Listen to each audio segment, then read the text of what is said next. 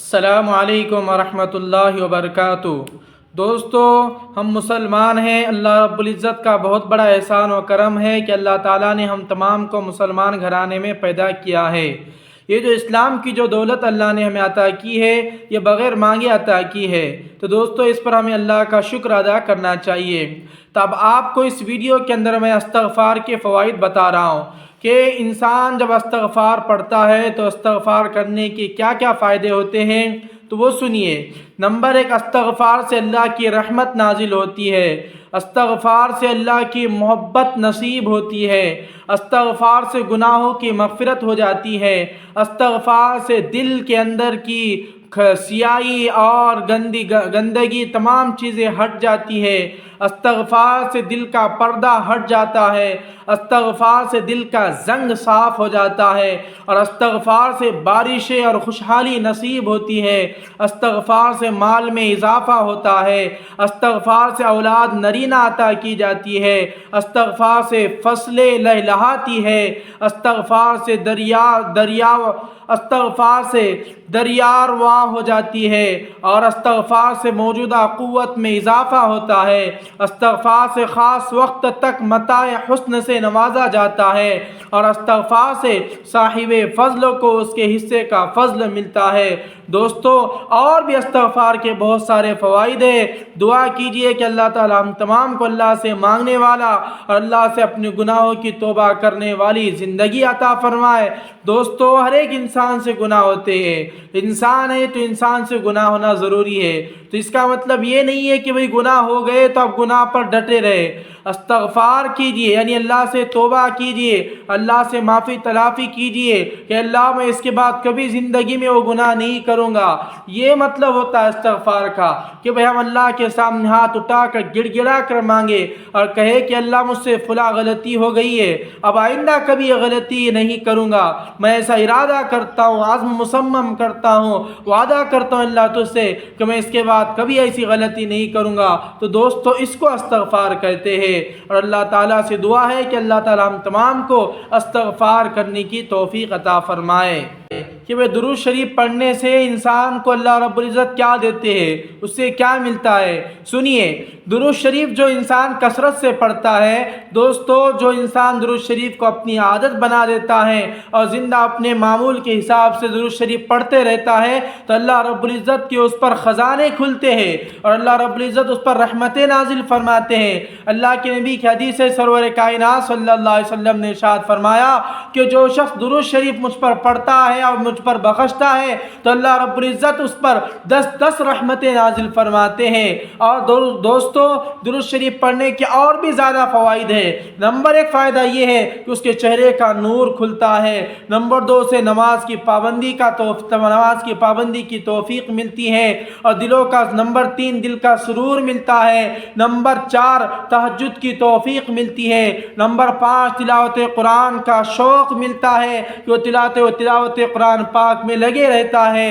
Number 6 گناہوں سے نفرت ہوتی ہے کہ وہ گناہوں سے بچنے کی اس کے اندر طاقت اللہ رب العزت دے دیتے ہیں اور گناہ سے نفرت ہو جاتی ہے اس شخص کو۔ نمبر 7 نیکیوں پر استقامت مل جاتی ہے۔ نمبر 8 روح کو طاقت ملتی ہے۔ نمبر 9 رزق کی برکت ملتی ہے۔ نمبر 10 زندگی کا سکون ملتا ہے۔ نمبر 11 فتنوں سے حفاظت ملتی ہے۔ نمبر 12 دعا کی قبولیت ملتی ہے۔ نمبر 13 اللہ اور اس کے رسول صلی اللہ علیہ وسلم کی محبت نصیب ہو جاتی ہے۔ نمبر 14 ایمان پر خاتمہ ہوتا ہے، جو میرا اور آپ کا سب مسلمان کا یہی امید ہے یہی امید ہے کہ ہمارا خاتمہ ایمان پر ہو جائے۔ العبرۃ بالخواتیم، کہ جو دنیا میں کچھ بھی کام کر لیا ہو لیکن جس کا خاتمہ ایمان پر ہوتا ہے اس کے لیے مغفرت کے وعدے ہیں۔ نمبر 15 قبر میں روشنی ملتی ہے۔ نمبر 16 درجات کی بلندی نصیب ہوتی ہے اس کے لیے۔ نمبر 17 رسول اللہ صلی اللہ علیہ وسلم کی شفاعت نصیب ہوتی ہے۔ نمبر 18 جنت میں آقائے دو جہاں سرور کائنات محمد عربی صلی اللہ علیہ وسلم کا قرب نصیب ہوتا ہے۔ دوستو اب بتائیے اس سے بڑھ کر اور کیا چیز چاہیے؟ اور فرماتے ہیں کہ جو شخص درود شریف کو زیادہ کثرت سے پڑھتا ہے اللہ رب العزت اس کے خواب کے اندر محمد عربی سرور کائنات صلی اللہ علیہ وسلم کا دیدار نصیب فرماتے ہیں۔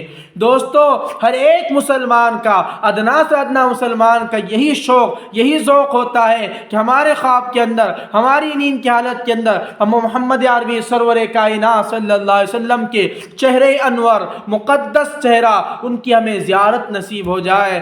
دوستو کس کو کون چاہتا ہے کہ اللہ کے نبی کی خواب میں زیارت ہو جائے؟ وہ کمنٹ کے اندر اللہ اکبر اور I love محمد صلی اللہ علیہ وسلم ضرور لکھ کر جائیے۔ دعا کیجئے کہ اللہ تعالی ہم تمام کو عمل کی توفیق عطا فرمائے۔ دوستو ہم اللہ کے سامنے ہر وقت میں اللہ کے سامنے ہاتھ اٹھا کر مانگنے والے بنے، کیونکہ دوستو ہر چیز کا دینے والی ذات صرف اللہ کی ہے۔ اللہ ہی ہے جو ہمیں پریشانیوں سے نکال کر، مصیبتوں سے نکال کر خوشحالی کی زندگی میں ڈالتے ہیں۔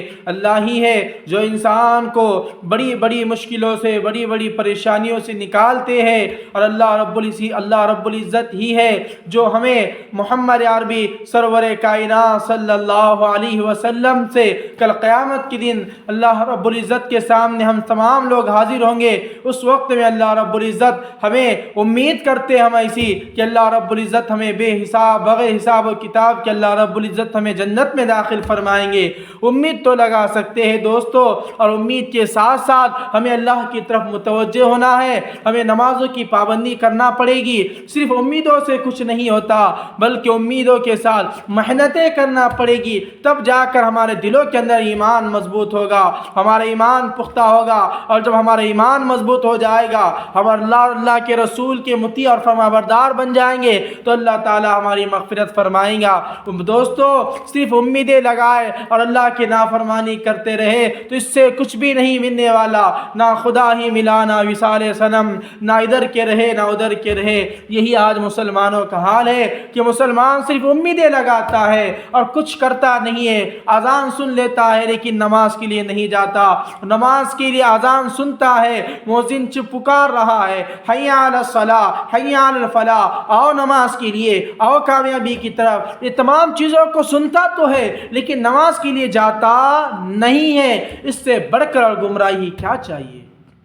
دوستو ایک ہی چیز میں آپ سے کہنا چاہتا ہوں کہ جب بھی ہم اللہ کے سامنے ہاتھ اٹھائے تو اللہ سے مانگے کہ اللہ وہ ایمان عطا فرما جس میں لذت ہو، وہ زبان عطا فرما جس میں تاثیر ہو، وہ آنکھ عطا فرما جس میں حیا ہو، وہ دل عطا فرما جس میں اللہ کا ڈر ہو، وہ سینہ عطا فرما جس میں قرآن ہو، وہ چال عطا فرما جس میں عاجزی ہو، وہ زندگی عطا فرما جس میں اسلام ہو، وہ قبر عطا فرما جس میں سکون ہو، اور جنت میں وہ مکان عطا فرما جو رسول اکرم صلی اللہ علیہ وسلم کے پڑوس میں ہو۔